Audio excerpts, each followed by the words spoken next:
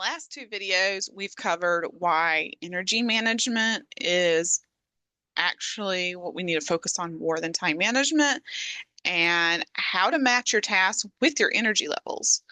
Today, I'm going to show you why a hybrid approach of your rhythms and routines is what I recommend to my clients and what has worked really well for me.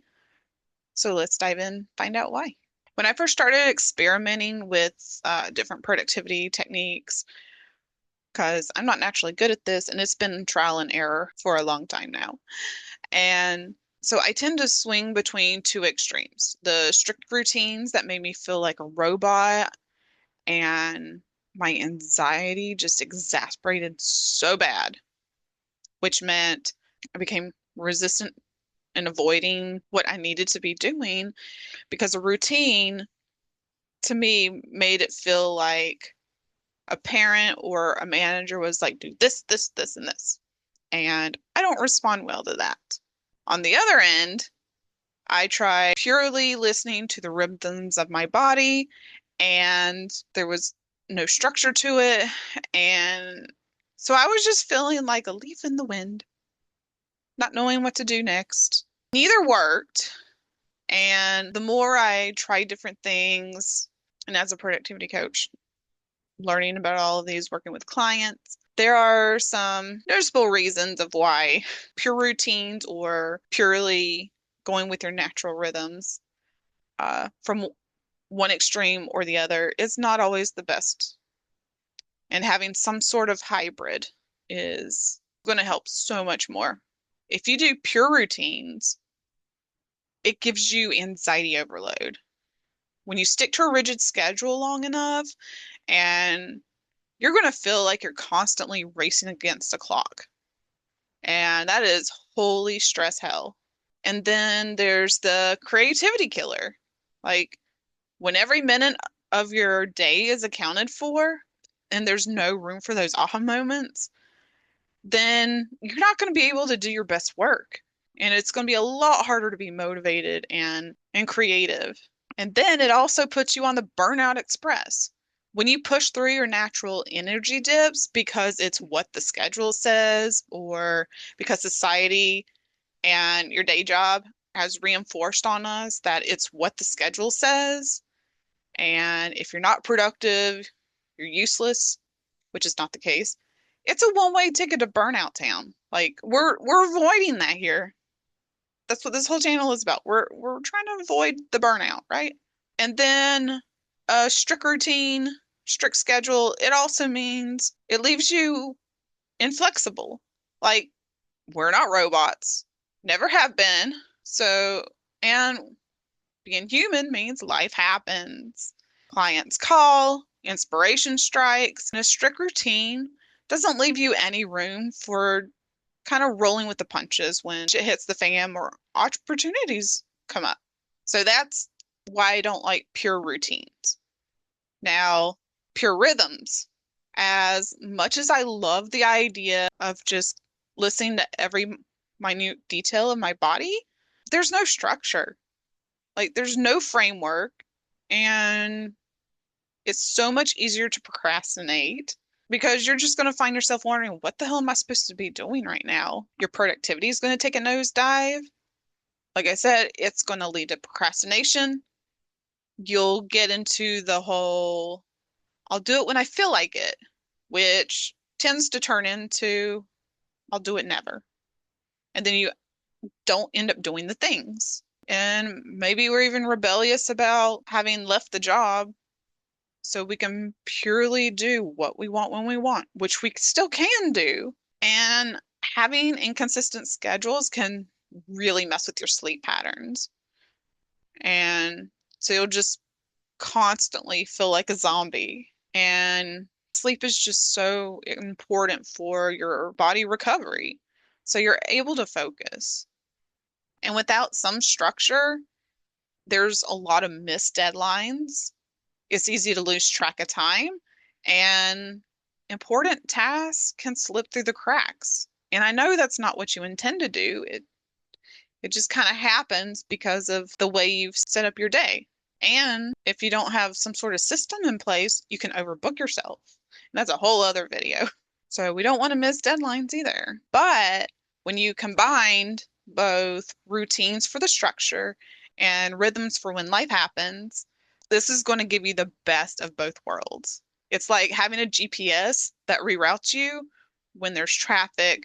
You know where you're going, but you've got options on how to get there. Now, I want to also clarify that I say hybrid, not balance, because with a hybrid, that means you can use any combination of how much you need in each area, routines and structure, with that flow and flexibility to make it work for you, how you think, how you work for your own body.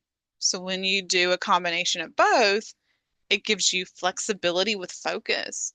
You've got a baseline framework that's going to guide you, but it's going to leave you that space to adapt when life throws you curveballs. And trust me, life is always going to throw curveballs. And if there's one thing that we can always be sure of in life is that shit happens, but there's also a lot of good shit that can happen. We want to have the space to be open to that as well. You're going to get more energy. So when you align your most important tasks with your energy peaks while still maintaining some predictability in your day. And that predictability gives you so much more brain space and reduces that brain fatigue.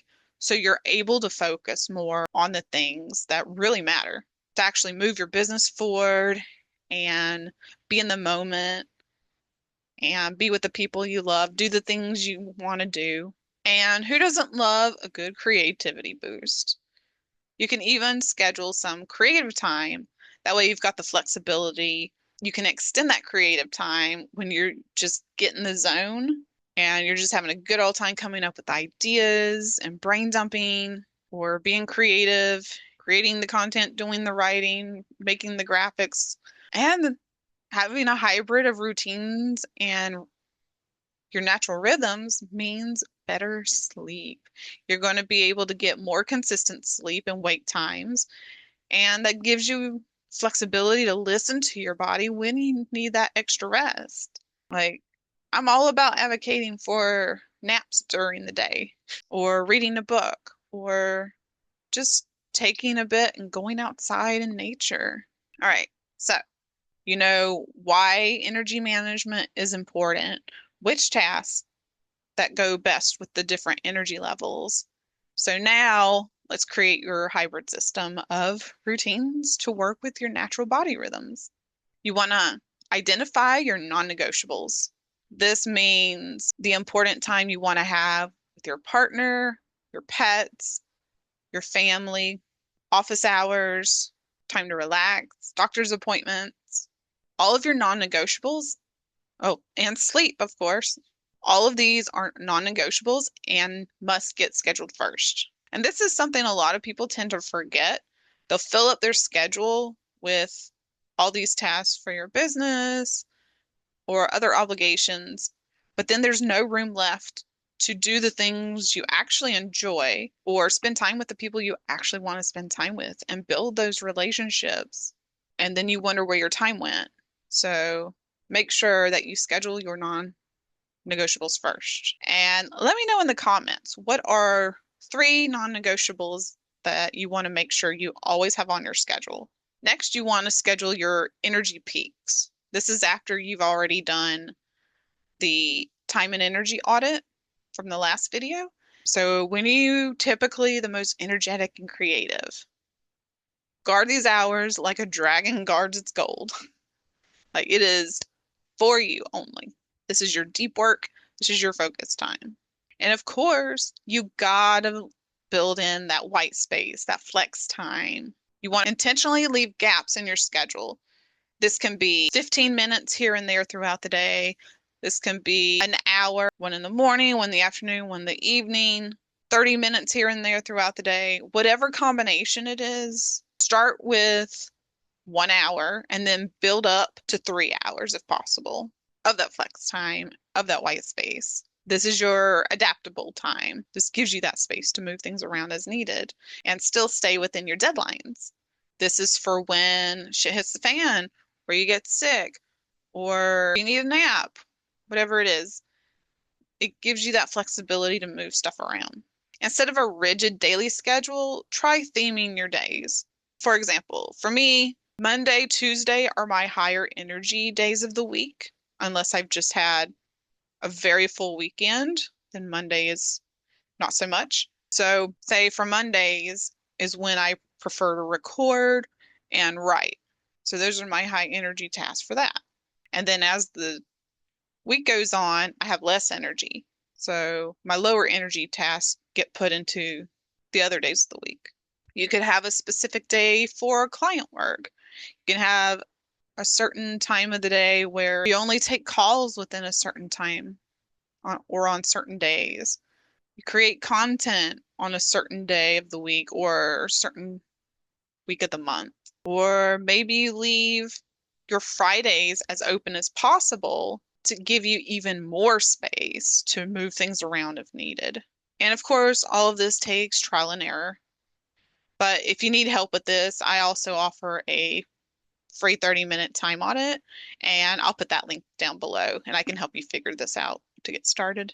And I know you also probably hear about time blocking, but I have a caveat. I want you to do it loosely. I want you to time block loosely. Block out the chunks of time for the different type of tasks, but be willing to shuffle things around based on your energy levels. Like for me, no matter what day of the week it is, between 9 a.m. and 3 p.m., like those are my work hours, right? So I try to make a point to not work at night, but there will be days where I have a rough morning or my whole day gets thrown off for whatever reason. And then things just aren't getting done during the day. So in the evenings, after family time, before bed, I have hobby time, which is usually gaming or hanging out with friends, watching movies or something. And if I do get that creative spur or that extra productive sprint, I'll do that during my hobby time. And then I'll still do a little bit of my hobby before I go to bed. That way I can wind down a little bit easier too. You also want to incorporate small rituals. So adding those micro moments throughout your day to manage your energy transitions. Something like maybe a morning gratitude practice. For me, it's that time slowly getting ready for the day, just taking in the aromas, the sounds of grinding the coffee beans, brewing the coffee, and having that first sip. So, whatever your morning practice is to you. And I'm not going to tell you specifically do gratitude, do yoga, do anything specific. You got to figure out what works for you. Or maybe midday, you want to take a nap or do some breathing exercises or go for a short walk. An evening ritual could look like just reflecting on the day, doing some journaling, or just doing a complete brain dump.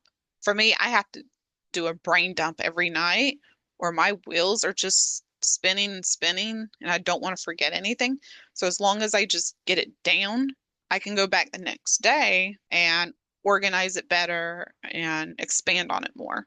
You also want to make sure you do regular check-ins. So set aside some time each week and each month and reflect on what's working and what isn't. Because if it ain't broke, don't fix it. And if it's not working, what can you do better? And your energy patterns and your work demands are going to change over time. So you've got to be willing to adjust. So if you want an example of what a day could look like for a morning person or a night owl, be sure to check out the last video about how matching the tasks to your different energy levels. I talk about that in there. Ultimately, it's about progress over perfection. It's about creating a system that works for you and while allowing room for spontaneity and creativity. Some days you're going to nail it. Other days you're going to feel like a hot mess express. And that's totally okay too, because you're human. So by blending the structure of routines with the flexibilities of these rhythms, you're going to set yourself up for better sustainable productivity and avoiding that burnout. Of course, it's about working smarter, not harder, while also giving you grace along the way. All right, now it's time to take action. What non-negotiable routines are you going to keep? And where are you going to allow for more rhythm and flow? If you do need a more strict or fluid day, do what works for you. Just make sure you don't let it limit yourself. And if you're comfortable, please feel free to share any thoughts or comments below. Let's brainstorm together and create productivity systems that actually work. And remember, you didn't come this far just to come this far. There's been a lot of little steps and achievements along the way. So don't forget about your progress up to this point. It's time to level up your productivity game and create the life and business you've always wanted. So let's make it happen. If you would like a time and energy audit with me, check the description down below. If you haven't seen one of these videos, be sure to go back and check it out, and I'll see you in the next one.